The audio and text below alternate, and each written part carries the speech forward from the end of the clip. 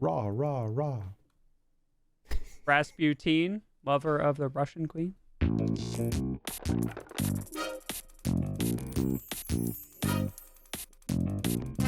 Good time zone internet. Hello and welcome to Design Club, the only game design show on the internet that has written permission to be streamed from a personal server. I am your East Coast Design Club host, Will, joined as always by my West Coast pal, Jeff. Say hi to the people, Jeff. Hi to the people, Jeff. Hey, everybody. I am Geoffrey Zatkin. I am the studio director of Extra Credits and the game designer in residence, joined from on the West Coast, joined by Will on the East Coast. That almost works. made sense. Yeah, it almost made sense, like we almost always almost do.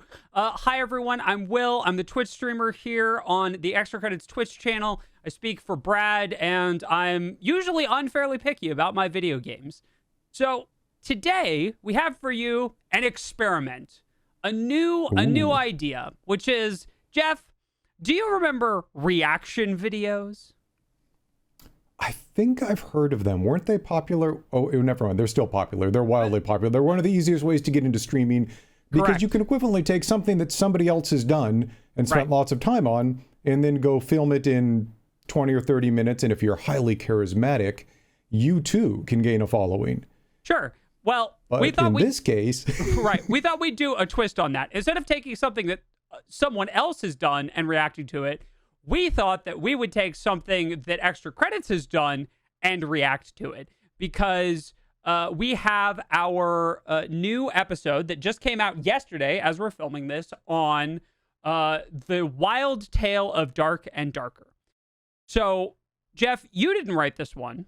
No, this was written by... So we have a series of writers here at Extra Credits, and this was written by James, who's one of the people who actually founded the studio a long time ago. Yeah. And is also, like me, he is a fellow game designer. And James is the person of every game designer I know. James plays more video games than any of them. James will play an average of, I think it's like a video game a day every day. He doesn't necessarily play 5 hours of them, but he has this encyclopedic knowledge of games because of how many he plays, where I'm one of those people who hops in and spends, 1,000 hours on Civ 5 and 6 or, 80 hours on Baldur's Gate at this point and just dives in deep. Yeah, and I'm sort of, as a streamer and player of games, I'm somewhere in the middle. I will work around to find something that catches me, and then I won't even necessarily play it as much as I will study it and then play it, right? I probably have watched as much Slay the Spire as I've played Slay the Spire, and I've played an awful lot of Slay the Spire. We both have. Jorbs, is he the one you mostly watch? I've watched Jorbs. I've watched just a bunch of different content creators who have made things, which is why I'm doing a challenge run right now where you play as the Gremlin Gang, and it's phenomenal. But that's not what we're here to talk about. So we're gonna dive into this episode. A brief sort of thought experiment before we begin. We're gonna be wearing slightly different hats for this episode. Wait, I get to wear a hat for this episode? Yeah, you can wear a hat for this episode. Wait. No, not. No, I don't think it's that one. It's definitely not Pyro. No. Okay, screw it. Well, I'll do it without that. Too many hats to decide from. Too many hats. So, a piece of relevant information from my perspective on this episode particularly, and as we get into the episode, you'll see why, is that I used to work on a help desk. I used to supervise a help desk. I did all of the end user onboarding and offboarding. I did all of the assigning of company equipment to You should specify IT, since there are many kinds of help desks. IT. Yep. Help desk. Yeah, that's correct. I suppose there are other things we call help desks, but IT is the important one. I'm not biased at all. So not at all. So when we talk about this whole escapade kerfuffle, that's one of the things that I just wanted to clarify, is that I've actually done a lot of IT work in this particular area and do have some relevant professional expertise. And Jeff, what hat will you? I mean, you're going to be wearing the industry hat as always, right? Basically, double hat on this one. Both game dev team, but also I have done some work for publishers as well, and kind of the business side of it. And so I can talk both the people doing the dev as well as the other, kind of the publisher side of, wait, they're doing what?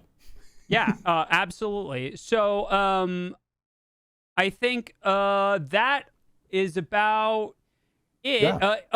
An important thing. If, as we're discussing, you see a little box pop up beneath me, that's from chat here on Twitch. There are a bunch of people here on Twitch who are watching us film this live on a Thursday afternoon. So if you see any of their comments, questions pop up, that's where those are coming from. And if you want to be one of the people making those comments, we do film Pacific time, 11 a.m. to 1 p.m. every Thursday, except when we don't on Thursdays, like next Thursday when I'm going to PAX. Yeah, that's right. Every Thursday we do, except when we don't. But the ones we don't. Totally Boom. clear. Nailed Love it. No notes. Nailed it. Right, exactly. All right, let us. Hey, Jeff. Yes. I'm gonna insmallen you now. No, I like being big. No, you're being insmallened. I'm shrinking. Hashtag content is more important. All right. So let's do the time warp. No, sorry. Go ahead. No. Somebody in chat just said Janet, and because it's Brad and Janet, you continually put Rocky Horror in my mind. That's correct. Absolutely. So let us get started then with our episode. Oh, where's my play button? Where's the play button? Jeff, when we get the new play button for the new channel, will you bring it on stream so I can see it? Sure. I'm not gonna get it, but like I just want to see it because I'm part of it now. It's gonna be great. Okay. Anyway. 100%. Okay. Let's get started. For the years, we've all seen a ton of wild lawsuits in the games industry. From the guy who sued EA saying he had a patent on sports video games, to Epic's epic attack on the Apple App Store. But few actually have been wilder than what's going on with Dark and Darker right now. So let's talk about the emotional roller coaster that game is going through and what it could mean for the entire industry.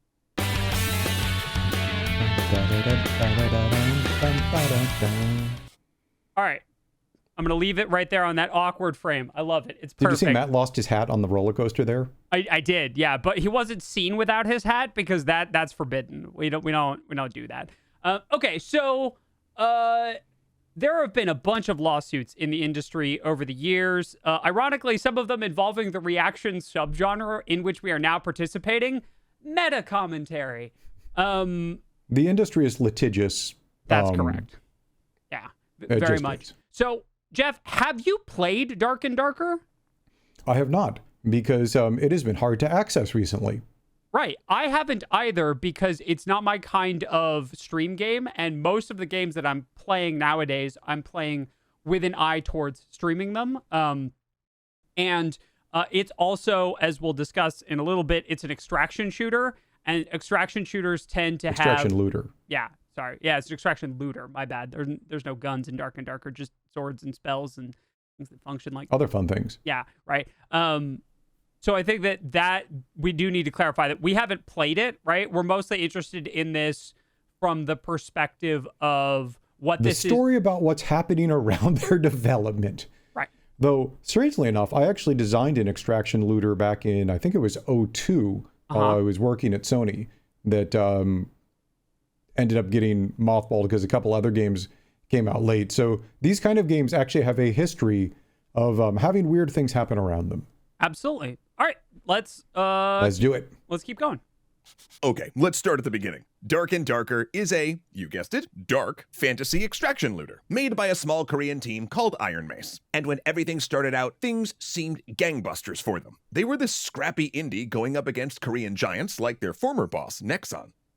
Okay, Nexon. Actually, even for that quick thing, we actually did an episode on extraction looters. I have to point really high, which we'll put a link up there just because it's a really, if you want to know what they are, there you go. We're going to sort of grown in popularity. Right. For the sake of this episode, we're going to stipulate that you've paused this video, watched that video, and now understand extraction. Or don't care what kind of genre it is, which is fine because it's still, that's almost irrelevant to this discussion here about what happened. Correct. Okay. But you were saying Nexon. Yeah. So Nexon is sort of the name of a boogeyman. I think, right? You get that scene from Lion King, right? Where the hyenas are like Mufasa and all of the others like, right? And someone says Nexon and everyone goes, right? Oh, the Whoopi Goldberg scene is just like, ooh, that makes me shiver. Say it again. Say it again. Right. So we should probably narrow in. When we talk about Nexon being big and having a lot of projects, they've done a lot in this industry, right? Yeah, Nexon has been around since I think the early 2000s. They're a South Korean game studio, or game publisher, specifically Okay. a game publisher. They, I believe, now have games released in 190 different territories. Some of their biggest games actually came out in the early 2000s, and they've kept them going since then and now have mobile versions of them. But they also do a lot of publishing. But like on their free-to-play stuff, if you've heard of Dungeon and Fighter, that's like a $20 billion game. Maple Story, which is about a $3 billion game. Cartrider, which is about a $1 billion game. And all of those launched in 03, 04, 05 and are still going now with mobile versions. They're also, if you want to go publish in South Korea, Yes. they're often a group you would go partner with. So like Counter-Strike Online 1 and 2, FIFA Online, actually Final Fantasy 14, the publishing in Korea is done by Nexon. So they are a big company that both does their own stuff that they fund, as well as helping bring other people in to make their games more accessible in Korea. And they've been in the industry as a player for over 2 decades. Right. It would be somewhat analogous to someone talking about EA in the US, probably, if not bigger. It's also worth noting that whole published in Korea thing, if you think about it, most but not all games are siloed so that Korean servers are separate from others. And I believe that's for a variety of publishing and legal reasons and all kinds of stuff. But you would need, that's why, for instance, and it's also a big enough market. Like South Korea for gaming is huge in South Korea. Yep. Just straight up. Yeah, So, absolutely. Yeah, they are a big fish in South Korea and a big fish internationally. Excellent. All right, so that's who Nexon is, and we've learned a bit about Dark and Darker. Let's continue on. They launched their alpha to both acclaim and a huge user base. Players were hungry for this sort of game. Then they launched subsequent tests for the game, and it just grew. Over 1 million players jumped in to try something very decidedly alpha. Okay. We put 1 million on screen, and I like that there's a big butt on screen right now. I love it. We put 1 million players. Comparatively, Jeff, how big is 1 million players for an alpha? In an alpha, that's really big. Like, there's a lot of games that are lucky to get 1 million copies sold total, like Right. lifetime for a released game with marketing and hype and everything else. Like, you sell 1 million copies, short of being a AAA game, as an indie dev, getting 1 million people to come try a thing means something was really good. There was some real hype on there. Sure. So large. Yeah, absolutely. And I think it's worth noting if you had the same thought process that I did, I think, where it's free and therefore people are more willing to try it. Maybe. And we also don't know if it's I don't think it was ever like 1 million concurrent, right? It was 1 million total unique users over the lifetime of it. So some of them probably still, yeah. That is still substantive. Man, I was actually just thinking about that.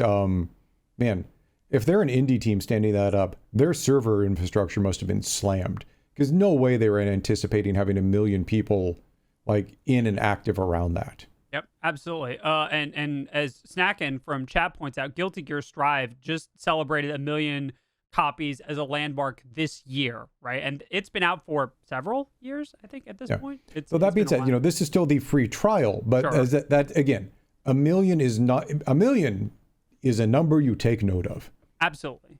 All right, let's keep on trucking then. But storm clouds were gathering on the horizon, and legal action was hanging over the head of one of their employees, who we're going to refer to in this episode as Leader A for the sake of anonymity. Before working on Dark and Darker at Iron Mace, Leader A used to be the head of a project at Nexon codenamed Project P3. And during the height of the COVID pandemic, while they were working from home, Leader A began using a personal server to house assets and code for P3. According to him, he got the okay to do this from the higher-ups at Nexon. Okay. I'm going to or stop right there. As an IT person, speaking to individuals for all kinds of jobs that are more about information control, maybe, than like streaming is, don't do this. Don't do this. This is where this all, like, if you think you have to wait for like a bit, we're 1 minute and 24 in, and things have already gone preposterously, unbelievably wrong. Don't do this. Jeff, have you, like, what's your take on this? Give it like another 10 seconds so we can see the part that comes right after this before I respond, but yes. Yeah. Don't put work stuff on your personal devices. It almost always ends poorly. Yeah, don't do that. All right, let's give it a little bit. Though Nexon says not so much. As time went on, Leader A began to clash with Nexon leadership. He got frustrated. Sorry, I thought there was more on that. Okay, so basically he's like, hey, I want to put stuff on my personal server. And leadership at that point, like from what we've heard here, was like, okay. And we're going to hear more about this later.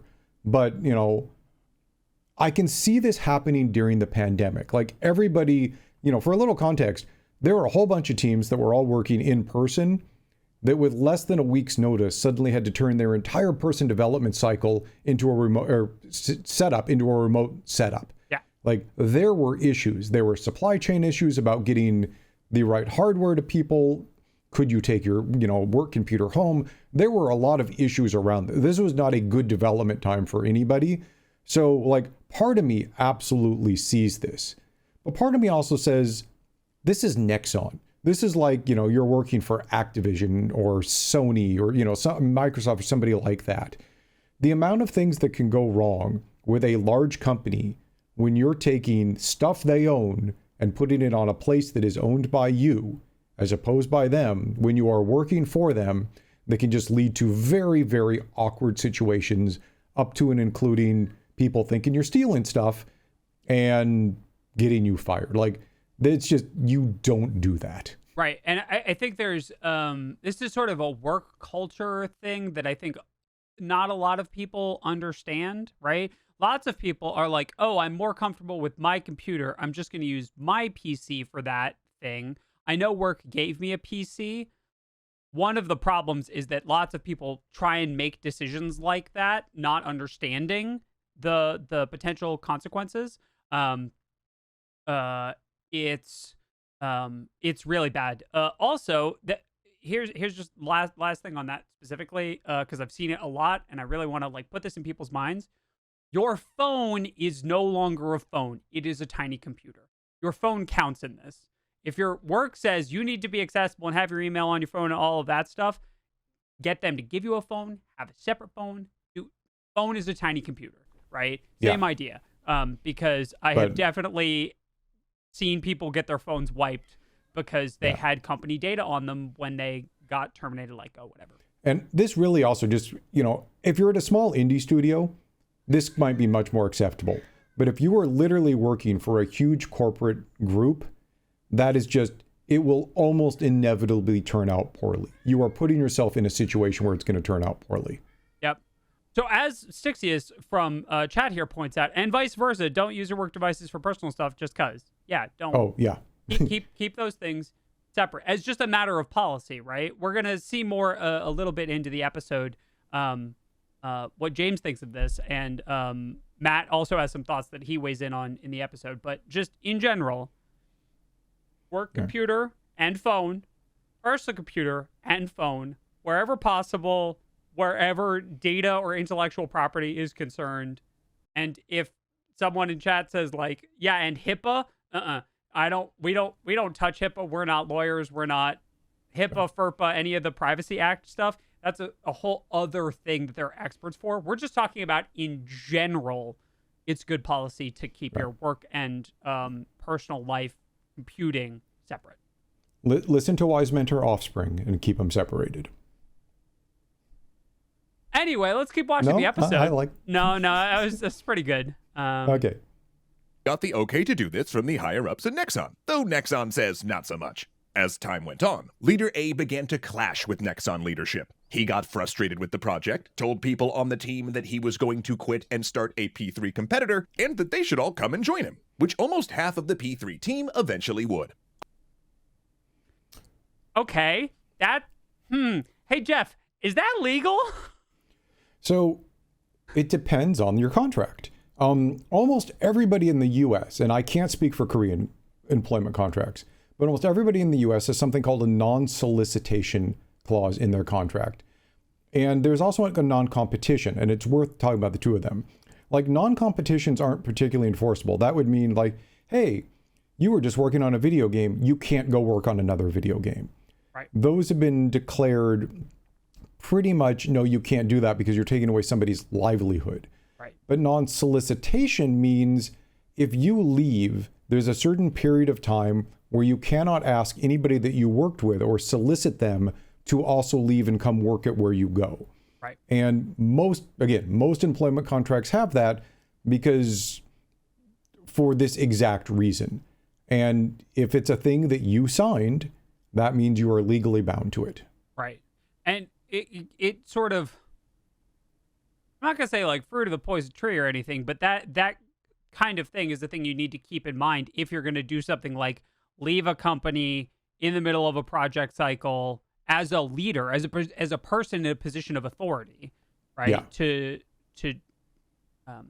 avoid, and yeah, like if you were leaving to go make a direct competitor versus like if you were hired away, like actually at one point in my career, I was working at Sony Online on MMOs, and Monolith Productions hired me away to go put together a team for another MMO. Mm-hmm. That's perfectly fine. I'm not going off to be a direct competitor to my old thing, but I'm getting hired by another company for the same style of game to go do it. But if it's specifically, I am working on this specific type of game, screw it. I'm leaving big company to go form my own independent company for that. Again, you're just setting yourself up for trouble because you're not going to have a huge corporate legal team to talk about anything with intellectual property or theft or anything around that. Right. Yeah. Like you could go start anything else you want, but don't go make the exact same game. Right. Like you're just setting yourself up for trouble. Yep. Absolutely. All right. Let's keep on keeping on. Oddly, though, he doesn't quit. Instead, he's fired when someone at Nexon realizes he's taken NDA'd company property and put it on a private server. Now, who knows, right? Maybe someone at Nexon said he could do this, and then someone else later found out, completely disagreed, and got mad about it. Or maybe he never had the okay in the first place. As a dev, James told me he can't really see why a large company like Nexon would okay something like that, rather than just making sure the team had the relatively nominal resources required to have a server that met their needs. But on the other hand, both James and I have had enough experience with larger companies with horrible internal communications that we can totally see Leader A shooting an email off to a middle manager saying something like, "Hey, servers were being inefficient. I'm throwing everything on my private server for the team if that's okay." And then the middle manager, who probably isn't technical, saying, "Yeah, sure." Only for legal to find out a year later and have a conniption. So, who knows? Okay, so from the IT side of things, there's another aspect of this which didn't necessarily get addressed, which is sometimes end users think they're being helpful by not asking for things. And I don't know how much experience you've had with that, Jeff, but I had so much experience with so many end users who are like, well, I didn't want to ask IT because I thought they might say no, and I didn't want to be a bother because... You thought they might be no is actually, for me, always higher on the list than thought might be a bother. Yeah, I've gotten both, and some of them interchangeably, and some of them, one immediately following the other in an attempt to backpedal when I call someone out for doing a vital company project on personal equipment. Always interesting and fun. By the way, the fired thing is actually, before I get to that, like, and we keep saying don't do this. Like, one of the big reasons corporate groups don't want this is, besides the possibility of theft, there's the big possibility of security. Like, yes. There is a huge security thing. It's like you are working on making something of your own, very specifically here, that you don't want leaked, that you don't want copies of getting out early. Yeah. You don't want, you want to release it when you want to release it, not have a whole bunch of leaks. And it's really hard to run security for a thing that's not in your own system. Right. There's the liability, right, is on whoever authorizes and sets up the server. So if that's IT for the company, then the liability for anything that goes wrong with this server, which by definition has to have remote access of some degree, right, in order for people to work on it from home, that's with IT. But if you set it up yourself and you're like, I'll just hide it behind some obscure web address and it won't, and you'll have to connect directly, but we won't bother with the password, right? That's on you, not on the company. And that's another big part Yeah, of it. I mean, that gets people fired, just straight up. Yeah. Mm-hmm. Speaking of fired, one of the really interesting things, like, guy gets fired there before he actually leaves. Right. There is a huge thing, at least in the video game industry, I can't speak to a lot of other places, where it kind of sucks, but just being very upfront about this, that if you hear as a manager or team leader that somebody is leaving, you pretty much fire them that day. Because there have been so many instances in the past of the video game industry, somebody being like, yeah, I'm leaving, in a couple of weeks, or, I'm thinking about this. And you're just like, oh, they've already got another job. They're going to be goofing off for the next couple of weeks. And by the way, what are they going to try and take with them if I give them the next couple of weeks of still full access to everything we have here?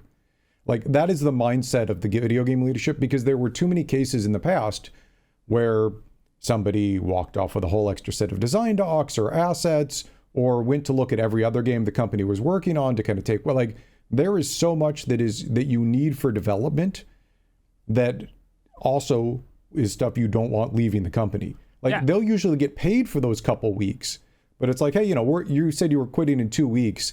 We're still going to pay you for the next 2 weeks, but sorry, you're done today. We're turning off all your access. Right. And that is where, and Grass Vortex in chat brings up the European case, where European employment laws are different. Yeah. Anything we're talking about is pretty much exclusively U.S. employment laws. Yes, different places have different laws about this. One of the things that Jeff said towards the end of that, though, is a thing that is generally allowed, which is, we're not going to fire. They're not fired, right? They are put on administrative leave, and they're still being paid, right? The company's not withholding compensation or firing them. Yeah. Or it's just saying you no longer get to access every single thing because we know you're leaving. Correct. Yeah. That's absolutely it. From an IT perspective, right? There's a reason that IT and HR are generally pretty good friends. And that is that IT will usually be told about someone leaving as they're being escorted to HR. Like if someone's being dismissed for cause, IT will generally turn off their access when they're being walked away or before they walk away, right? So that when their session ends, they're done, especially for anyone who has high-level access to anything. Like, it's not just what you're taking with you. It's if you're going to go make a direct competitor, you might try and sabotage something. Yeah. Like, if you're not a good person, there's all kinds of information concerns about data backups and, putting a bug, just like putting a critical bug or a backdoor or or any number of things. Yeah. There's a lot. And that is also another good reason what we'll talk about on the keeping your work life, private life separated. That's a great reason also not to keep personal things on work servers or workspaces, because you might get turned off. Yeah, that's the other reason that anything that you get in writing, so like we're talking about that whole like using personal stuff. Let's say that there's a weird edge case that I haven't thought of and have never run into, and Jeff's never run into it either, but it's a really good case for you to be using personal stuff for work things. Okay, we'll stipulate that might exist. When you get permission, or permission for anything that's weird or out of line, or you're directly told to do something. Any edge case. Any edge cases. Get all the documentation someplace that isn't your work computer, someplace that isn't your work email address, someplace that your work can't delete. Right. Or wouldn't accidentally delete. If that Korean guy, if he'd been able to say, hey, I have this in writing from so-and-so, like, that suddenly makes this an entirely different thing. It's not a he said, she said thing. It's, here is where it was. Here's a printout or, a PDF of it, both by my manager and their manager. This was an okayed thing. Yeah, absolutely. 100%. Anything else on this, or should we continue on? Let's do it. All right, let's keep going. All we have to go on is the fact that it looks like Leader A was given some authorization to export very early files, though importantly not build files, according to Nexon, to a private server for testing. So, point to Iron. Hey, Jeff, what's a build file? So really quickly, just without getting too much into this, you might be given something that you can run locally, but there's also build, or the ability to build a new version of the game. And so, for example, if all they had was the ability to run a server remotely, that's very different than here is all of the source code that you can modify to make your own new builds of the game. And it's a little more complicated than that, but basically, could you make your own new version? If you have the ability to make your own new version of it, this means you basically have the keys, you have everything. Right. Equivalently, almost everything, then you could take pieces of that and walk with you. So an important logistical note on that is, I think it was it Nexon said, or he said that they only didn't have access to build files. I believe the claim was that Leader A was never given permission to store build files. That doesn't mean he didn't take them. Correct. So that might have been Nexon saying you can run a remote server, but you are not allowed to take build files to your remote server.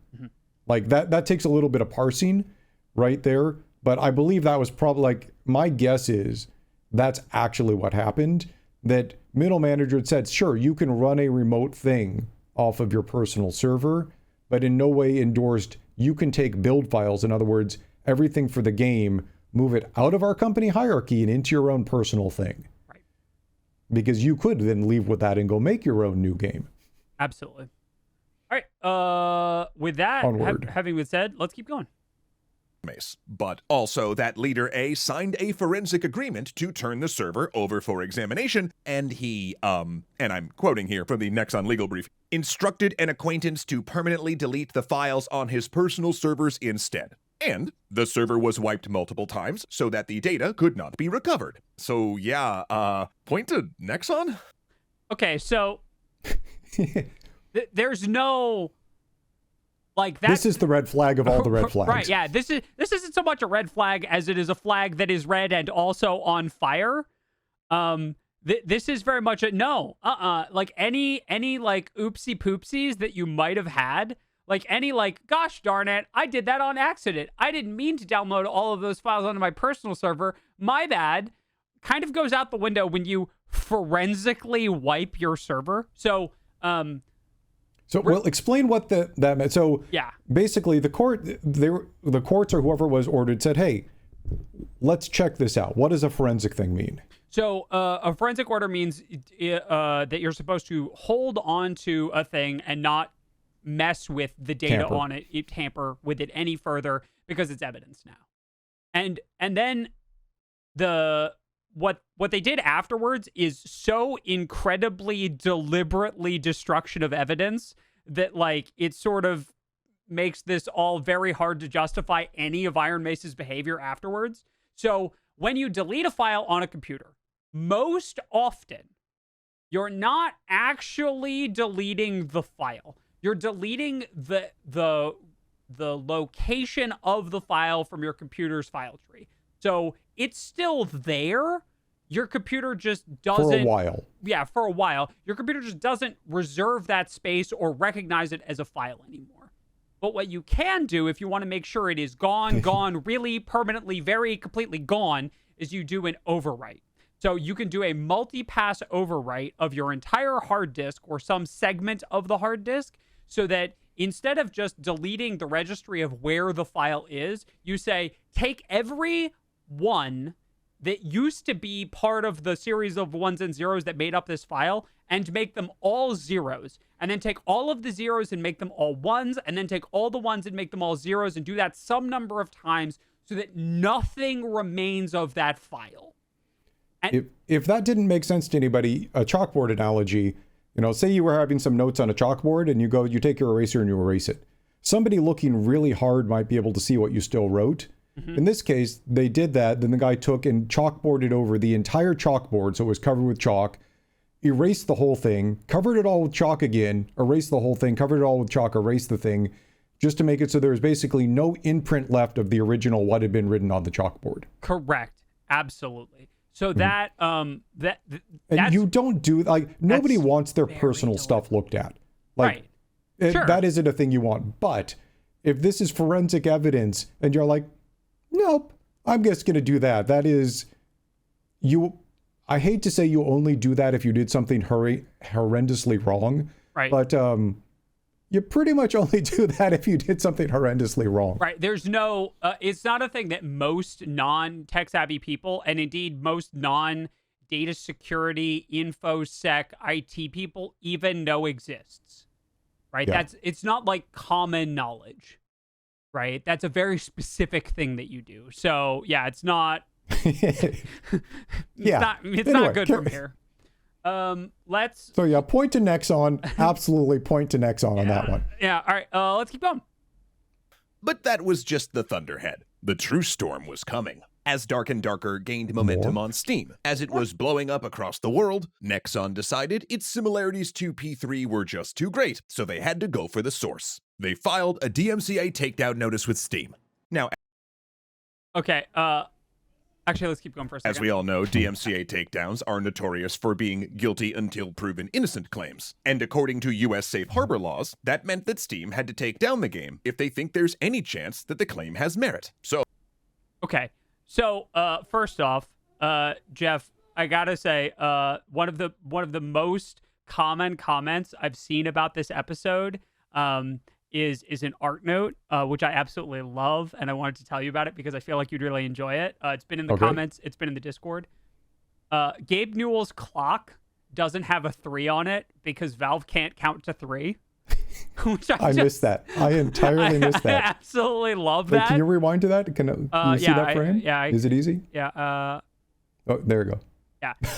Gabe's clock doesn't have a 3 on it because Valve can't count to 3. I love our art team so much. I love our art team so much. It's great. Also, that's a great Gabe and Bean. Anyway, so I'm not a fan of the way that the DMCA is often exercised. And I think we do need copyright protection of the kind that the DMCA purports to exert. But the DMCA is sort of a one-size-fits-none tool at this point. It's a sledgehammer option. Yeah. Like, there is no... in some cases, it is warranted. Like, they need something. It would be nice if it got rewritten with a little more nuance and a little more steps of escalation as opposed to sledgehammer or nothing. Yeah. In this case, it may be warranted. We'll see what's going on. Yeah, but absolutely. I just think it's worth noting that we're not... Actually, Oh, for anybody not familiar, this basically says somebody has infringed on our copyright or other work in such an egregious way that we would like you to remove the thing. Right. And because there were issues about that, of like people taking whole movies of somebody else made and posting them, or songs or other bits of media that somebody owned and reposting, that eventually legislation got put in to allow people to petition places that hosted those, say, hey, that's ours, please take it down. Yeah. The problem was there was no nuance in how it was written. It was either all or nothing. Yeah, this is one of the very few cases where I'm going to say, yeah, it sounds like a DMCA claim to me. Right? Yeah. All right, and pretty much you, as a host provider, you then have to take it down. Correct. It is not an optional, oh, let me think about this. If you get served the proper notice, you're like, okay, pull the lever, off it goes. Yep. Kind of like this. Has merit, so down it went. Then things started to get unhinged. Korean police raided Iron Mace's headquarters because in Korea, some of the complaints amount to criminal charges. Nexon filed a full-fledged lawsuit against Iron Mace in the US, showing in their brief that thousands of files with the same file names are used in Dark and Darker that were used in P3. Iron Mace doesn't deny this, but fires back that these are largely asset store assets, which is true. But as much as I do really hate to make Nexon's case here, it is very odd that you'd use exactly the same asset packs for a new game, unless, you and your team had learned how to work with them from your time at another company and maybe even had some ideas on how to put them together into engaging dungeon rooms from having done so before. I just want to leave it on this. I'm just going to leave it on this. I was going to say, yeah. This is great. So Jeff, how common is it to use asset packs like this? So for those unfamiliar, there are now stores like the Unity store, the Unreal store, lots of other stores that can sell you pre-made art of many, many types that you can just buy and use in your game. And the most common ones you might think of, it's like, oh, somebody went and, rendered 20 high-res weapons, or they did it in this particular anime style or whatever. But There's also lighting, there's shaders, you can go buy modular environments to put together dungeons and other things. There are hundreds of thousands, actually probably at this point, millions and millions of different assets that you can go buy. So rather than especially for small teams, rather than going and making 100 different, particular types of shaders or some sort of mesh or other things, you might just go be like, cool, here's a whole pack that sells these. And go buy that. Let's go buy that. Oh, these environments look like what we're going to build. So we're going to go buy these couple of asset packs, all of those things. So in some cases, you can save yourself tens of man years worth of time that you can acquire for a very reasonable price. And a lot of people make their living constructing high quality things to sell on these stores. Right. And in general, they're called asset packs. So they are very commonly used. That being said, an exact list of the same assets in both games Right. is a little bit weird because there are so many assets that you can buy. And as someone who's been trying to establish a naming convention, right? I'm trying to figure out what my naming convention should be for all of my working files, for all of the different editing files for this show that you're watching now, and for Extra Breakfast. And like, as someone who's building a file structure that makes sense for me and for the other members of the EC team, you're going to tell me that they didn't change any of the file names to fit their own? They might have. This just says there were a lot that overlapped. Sure, but I would, if I was importing a list of assets, a thing that would make sense for me would be to rename them to take into account the ways that I'm going to use those assets in a thing, right? Asset naming and file structuring is very important to making data work for large groups of people, right? I also did group data management on like servers and stuff. That's a huge, file naming conventions are a very personal, weird company by company thing. And to not change a significant chunk of them just feels weird to me. We also did have... Though, in a weird devil's advocate thing, a team using the same naming structure that they did in their previous company, if half of them had worked there, sure, I could also see as a thing that might happen. But this points to a team saying, we know what we're going to go make because we are just making it. We know where we got the assets before. Let's go get them again. Yeah. Also, we had a really great question from Brad here from Stout Keg. Since there are very different intellectual property laws around the world, and they're not a game developer, their guess is that you have to agree to U.S. laws if you want to get it on Steam. My understanding is that that's more or less correct because Steam is an American company that you're entering into a contract with. And generally, any sort of, because Steam has an awful lot of power in the industry, I'm guessing that they have an arbitration clause about where any case involving something that is listed on Steam needs to take place if they're going to be part of it, I would imagine. Yeah, and though I think we're going to get to IP in a moment, IP is notoriously hard to enforce. And actually, I believe that we're about to get to that. So that is a great question. Let's get there in a second. Okay, great.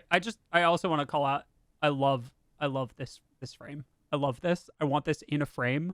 It's so good. Let's keep going. But Nexon also put together an almost comical description of the game type that it says Dark and Darker is infringing on, leading to one of the most glorious sentences I've ever read in a legal doc. I quote, "Because it's not possible to fully explain all the similarities of a three-dimensional and dynamic video games in a two-dimensional and static legal pleading, they'll provide some examples." And while they do bring up PvPvE, because you can't really copyright a genre, they go on to talk about the games having the same classes, the concept art looking similar, some of the abilities being identical, and then real winners like both P3 and Dark and Darker feature scary monster NPCs that attack human-controlled characters. Okay, so let's start at the beginning. Yeah. What can you and can't you copyright protect this way, Jeff? Yeah. Okay, so there's three things here that people always get confused. There's patents, there's trademark, and there's copyright.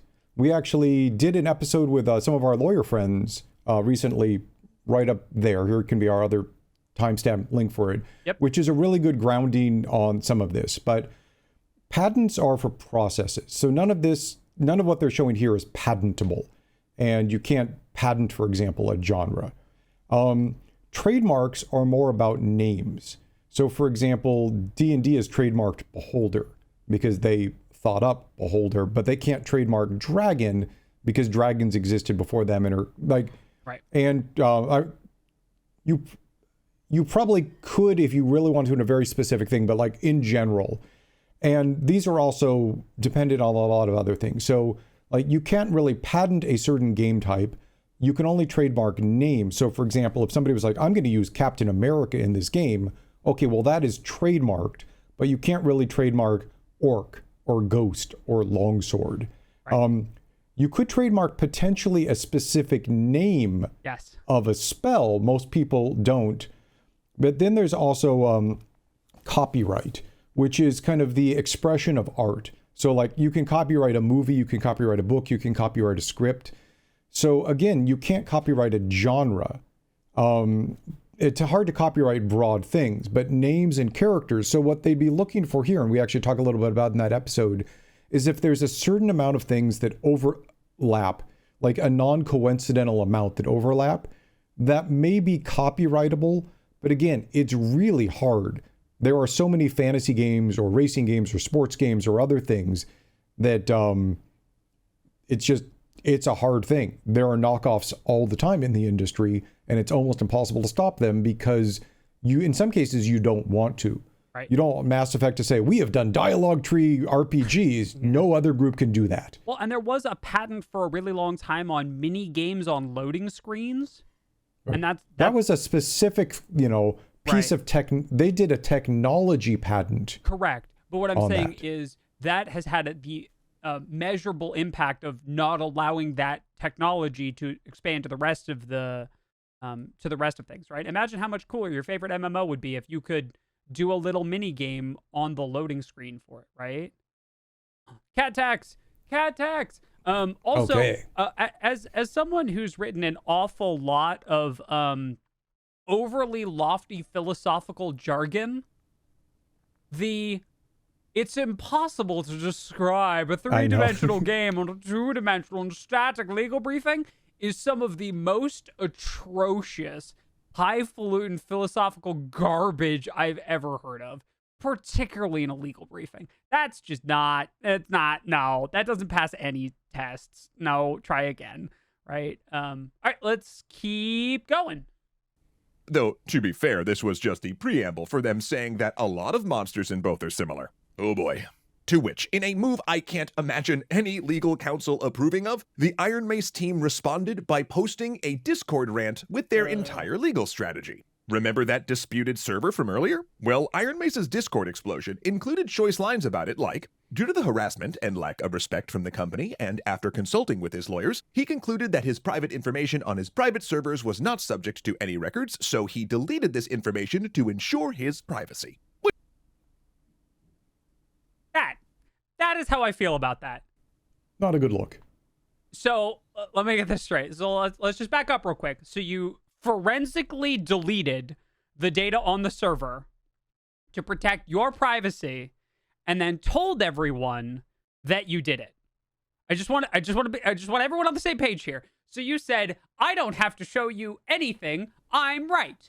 And then you deleted the server. And then you went, see, I've deleted everything because I'm so right.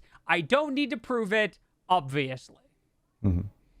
And by the way, I just got rid of the thing that could have proved that I was innocent. Correct. I deleted the evidence, which surely shows that I am innocent. Mm-hmm. Yeah. Uh-huh. Okay. Maybe don't. Just maybe this is how I feel about this whole legal strategy, Jeff. I just wanted to, yeah. Okay, cool. Great. Yeah. Not Saul approved. No, definitely not. Let's keep going.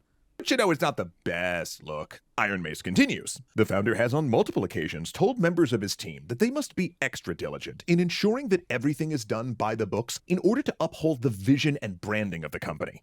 To James, this was a super strange sentence, because when does a CEO come to a dev team and say something like, be careful not to break the law, everyone, unless he was thinking that they might possibly be doing that? Yeah. Yeah. Hey, you there. Make sure not to murder anyone today. I wasn't really planning on it. I didn't think that was on the table, right? Generally speaking, people aren't in the business of being like, you there. citizen, make sure you don't do a felony today. Unless there's some concern that you're going to do a felony today. Yeah, there's a tiny bit, like, I 100% agree with James there. Like, they are in a weird case, though. Like, they're like a whole bunch of developers who used to be working on a game that are now have left to work on a direct competitor. So, like, a CEO is saying, okay, let's keep everything, legal and above, everything legal, everything above board. We are going to go make our own thing. Would be a thing I could see saying to try and keep you from stumbling into bad things.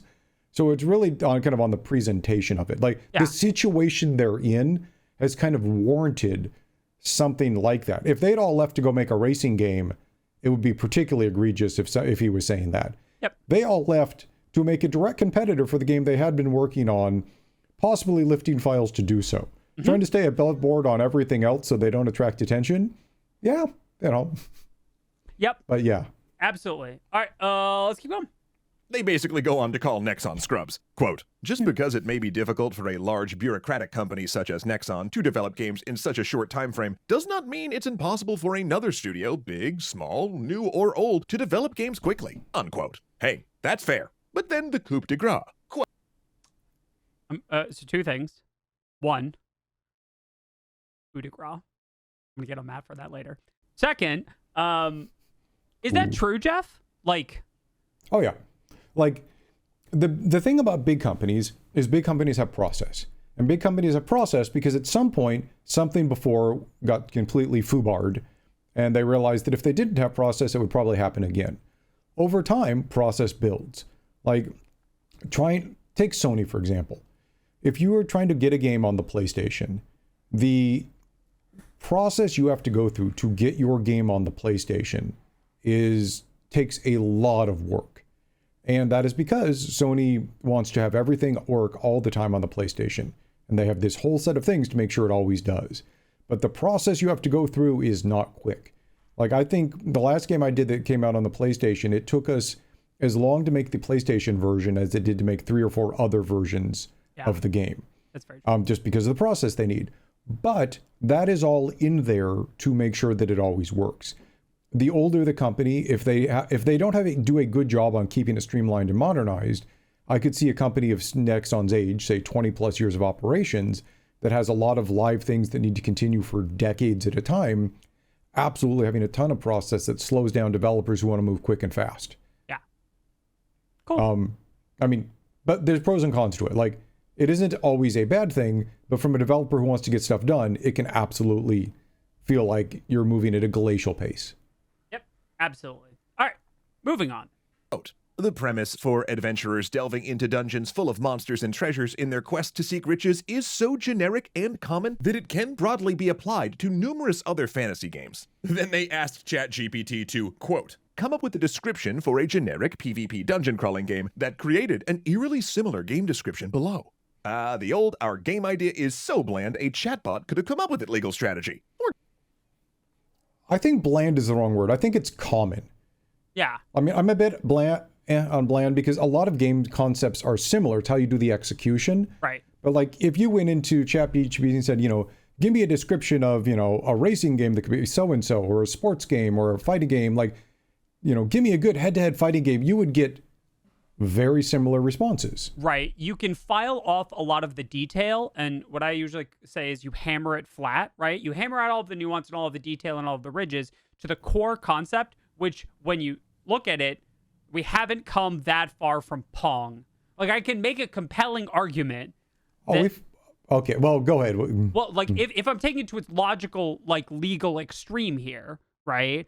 I can make an argument that modern rhythm games are not significantly different from Pong. Right? If we're allowed to remove all of that nuance and all of those layers of detail and all of those other things. That may be a little far for me, but sure. Just, trying to say, hey, I'm going to go make a, online fantasy MOBA. Like, yes. I bet ChatGPT, anything it spat out would have at least 70% of the pitch for the last 10 or 15 MOBAs that got released. Right. Yeah. I think, well, I mean, you can think about the overlap, right? Think about all of the things that Smite, League, Dota, and, I don't know, Paladins have in common. Right? Yeah, and that's going to be a large amount. And that's why I was saying, what really matters is the execution. Yes. A high-level summary of it, they're all going to sound very similar in some ways. Yep. And that's basically what the dev team was pushing back on here, was that what Nexon wrote was so generic that could be applied to hundreds of different games because Nexon painted in very broad strokes. Yep. They were like, the target is this big. What they really needed to do was hit a target this big, which is only the group making dark and darker. Yep, absolutely. All right, onward. Every time. That was shortly followed by a Discord admin posting a link to a GoFundMe to help pay Iron Mace's legal costs. Immediately followed by another mod jumping on and warning people that GoFundMe was a scam. Immediately followed in short order by one of the devs jumping on and saying that it actually wasn't a scam, but they hadn't meant to go live with it yet, saying that the post had been made, quote, without approval due to a passionate member of the team taking matters into their own hands, unquote. And then warning people against donating online in general. It's not good. That's okay. So this is why you have a dedicated community manager who's the only one allowed to post things like this. Yeah, this is why you have a CM. That's it. This. So like they might need a GoFundMe, right? Like that's possible. Yeah, I mean, as a small team, what I don't know is the funding of the studio. Sure. Like if this studio got some funding from some deep pockets when they went indie, they might be a well-funded studio. But if they're a whole bunch that split off and are basically, making it out of their own bank savings accounts, they literally might have zero money for going and hiring a legal team that can combat Nexon. Absolutely. So like, I don't have the context for that, but yeah. But either way, the it is real. No, it isn't. Yeah. Yes, it is, but don't donate online to lots of random things because generally they're scams. But we promise this one isn't. TM is not a really good look for their legal defense in general. This kind of sums that up. Or for their community. Yeah. Like, again, this is why you have one person whose job it is, or a small team of people to communicate all of your public facing stuff, because otherwise you might get the passionate member of your team posting early before the thing is done and the rest of the team being like, what? Yeah, absolutely. Yeah. All right. Oh. Onward. Chaos continued, as since they'd been removed from Steam, they told users to torrent their game to get access to the next playtest, to which many users responded, y'all know how many malware torrents are going to be put up with the same names? Leading to them distributing the hash to allow users to make sure they were getting the real torrents. Okay, so real brief, lots of people, particularly in the US, particularly who grew up during the age of like Pirate Bay, right? I thought you were saying Aquarius, but yeah, Pirate Bay is much more. Also that may hear torrent and think all torrents are bad. No, torrenting as a protocol is fine. Linux is distributed that way. Lots of legitimate programs are distributed that way.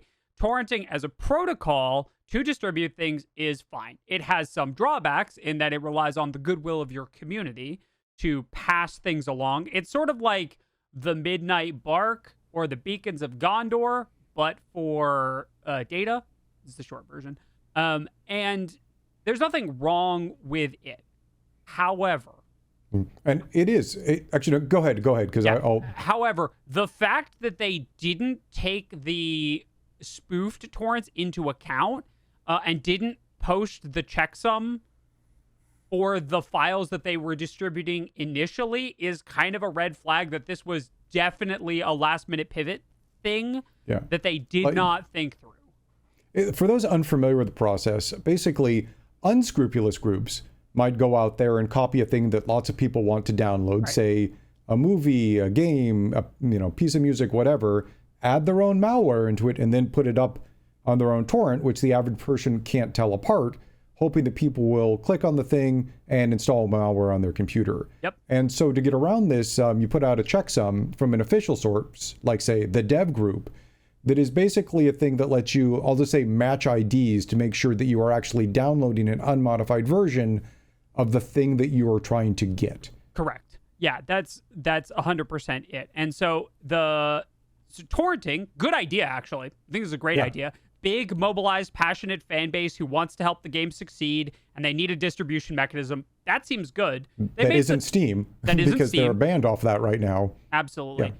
They just made a really rookie mistake, which kind of sets off a lot of warning flags about their ability to use this well. And to me, that just means this was the last. Like they hadn't. they're like, hey, we could do this, but they weren't familiar with enough with the process to be like, and we should put out a checksum. Yep, absolutely. Braston's got a really good point too.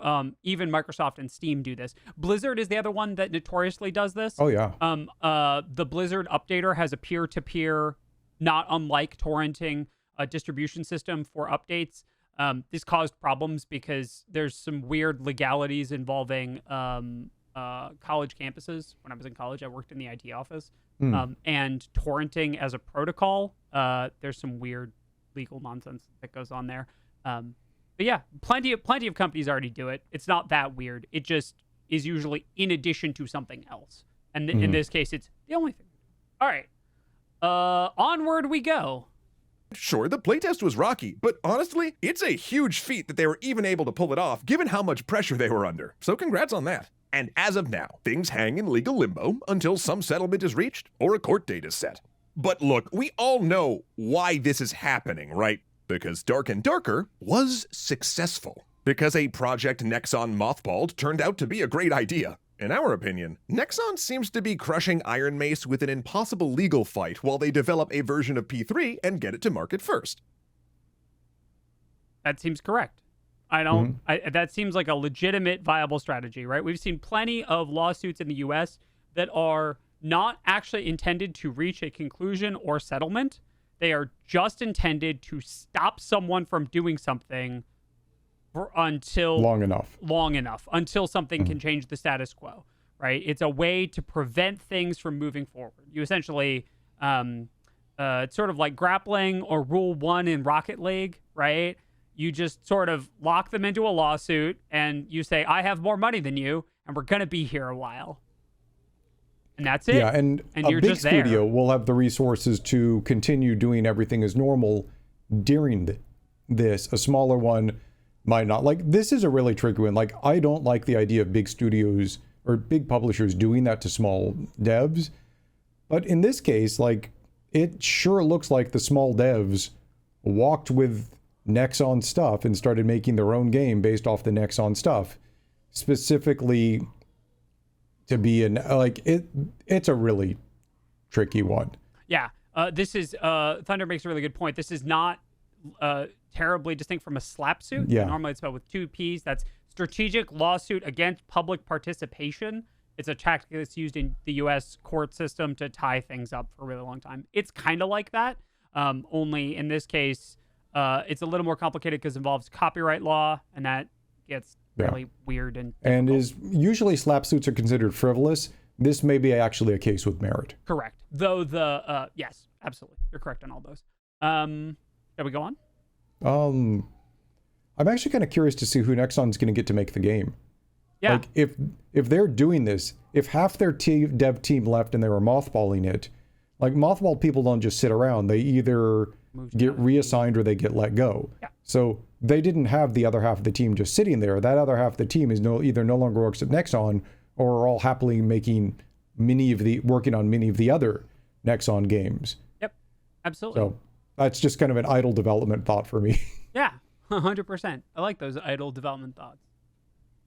Now, does that make Nexon wrong or Iron Mace innocent? Neither, necessarily. But what it does do is set up a terrifying precedent for indie devs in a world where more and more of the market is owned by a handful of giant companies. Well, as the great George Orwell once so eloquently put it, if you want a picture of the future, imagine a microtransaction-based NFT-skinned boot stamping on an indie dev's face forever.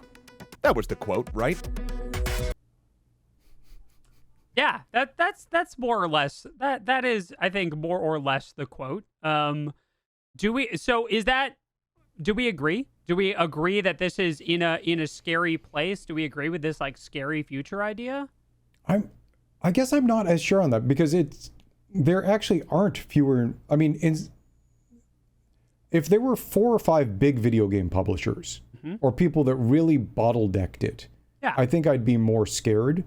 But there are at least 20 major publishers of note. Sure. At least, and hundreds more on, like, I'd say 20 like on the A+ to S tier, and at least another 50 in kind of the A and above tier. And they also, you can get funding from venture capital now. You can get, and even the publishers, they don't control all of it because the storefronts, the PlayStation storefront, Steam, all of those control pieces of, the distribution of it. There are a lot of different players in the space. And if the hardest part is the indie part. Yeah. That, theoretically EA could go, I'm just picking EA at random, could go and file lawsuits against 100 indie developers, all of whom were working on things that might compete with a thing that was somewhere in the EA catalog. But there would be such a huge backlash against EA for doing that it does, they're not going to go do it egregiously. It's going to be targeted.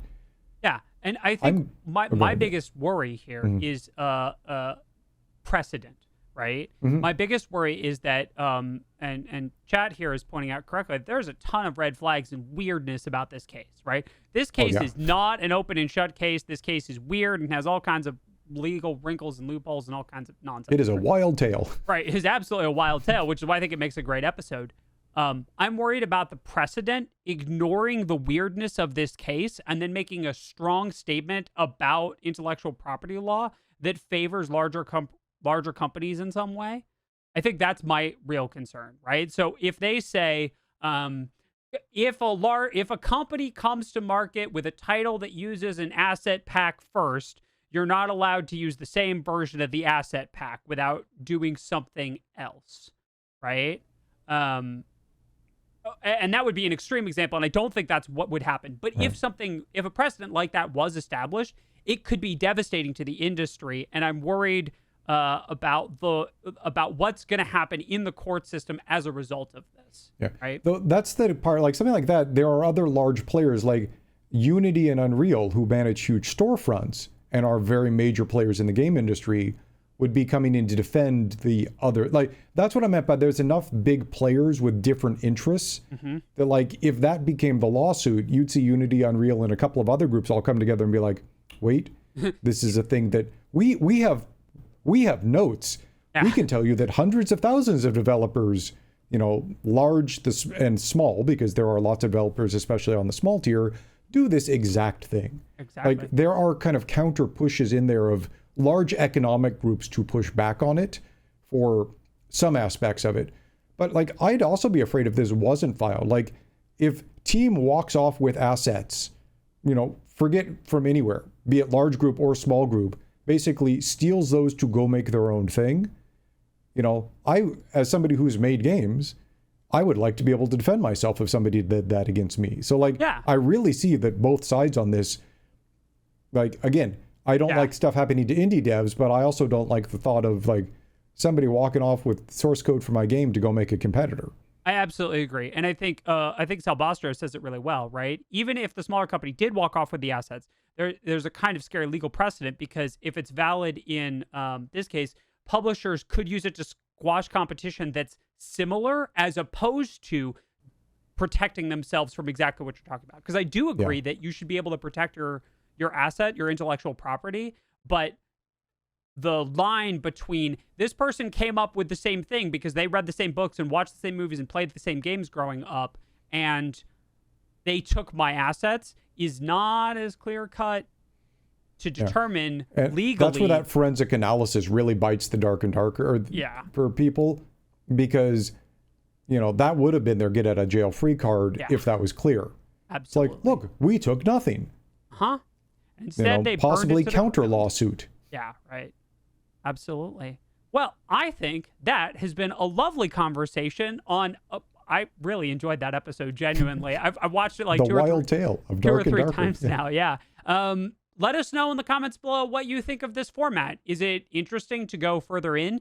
Did you get some of the questions that you had about the episode answered live by us, or did you feel like this was helpful to your understanding of the topic, right? Do you see how it's difficult to fit everything into an 8-minute animated episode? Because we can talk for an hour about the same thing we do in 8 minutes. Oh, yeah. And there's always more to be talking about. But if this is a thing you like, again, join us on Twitch. We stream every Thursday from 11 to 1 Pacific. Yep. And we have a very active Discord that that we post what we're going to do beforehand that you can put questions into or join us live for questions. Yep. And we love talking about games. Yeah, absolutely. So until next time, take care of yourselves. Say bye to the people, Jeff. Bye to the people, Jeff. Bye, all.